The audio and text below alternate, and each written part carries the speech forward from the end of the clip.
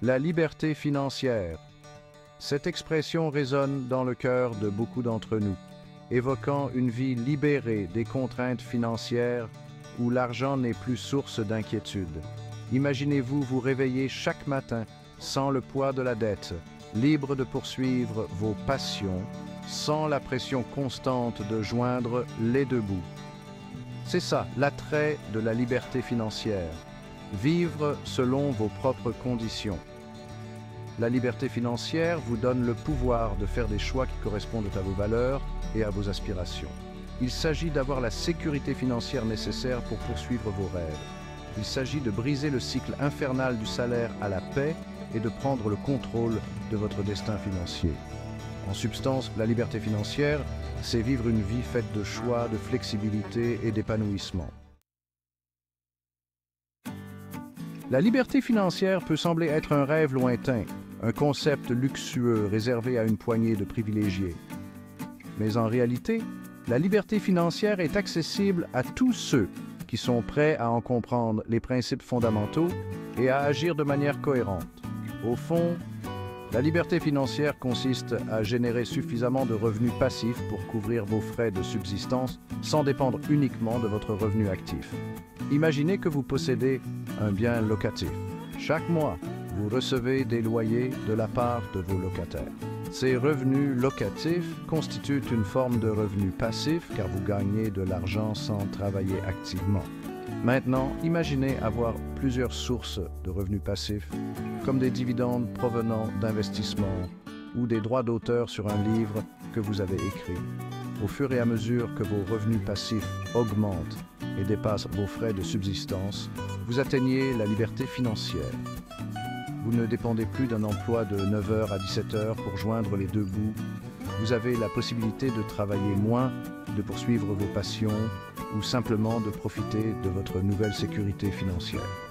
La beauté du revenu passif réside dans le fait qu'il vous libère des contraintes liées au fait d'échanger votre temps contre de l'argent. Il permet à votre argent de travailler pour vous, générant des revenus, même lorsque vous dormez, voyagez ou vous adonnez à vos loisirs. En vous constituant plusieurs sources de revenus passifs, vous créez un filet de sécurité qui vous protège contre les aléas financiers et vous ouvre la voie à un avenir placé sous le signe de l'abondance et de la liberté financière.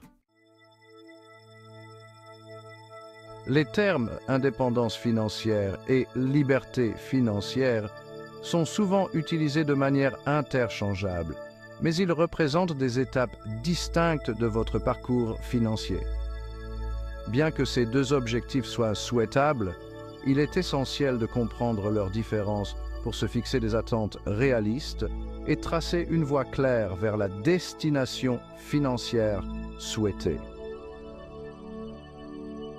L'indépendance financière est la première étape vers la liberté financière. C'est le moment où vous avez accumulé suffisamment de patrimoine pour couvrir vos frais de subsistance sans dépendre d'un emploi traditionnel. Vous pouvez toujours choisir de travailler, mais ce n'est plus une nécessité pour votre survie financière. Imaginez que vous ayez économisé suffisamment d'argent pour couvrir vos dépenses pendant plusieurs années. Vous avez atteint l'indépendance financière, vous êtes libéré de la pression de devoir travailler pour vivre. Cependant, la liberté financière va plus loin. La liberté financière transcende la simple sécurité financière. Il s'agit d'avoir les ressources nécessaires pour vivre la vie dont vous rêvez, poursuivre vos passions et faire des choix sans contraintes financières.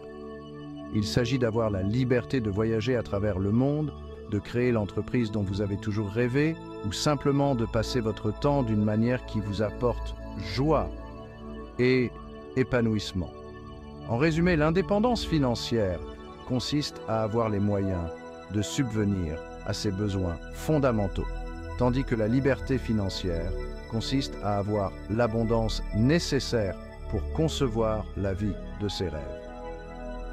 L'une concerne la survie, l'autre l'épanouissement. Ces deux objectifs sont louables, mais c'est en comprenant leurs nuances que vous pourrez définir des intentions claires pour votre avenir financier et prendre des décisions éclairées qui correspondent à vos aspirations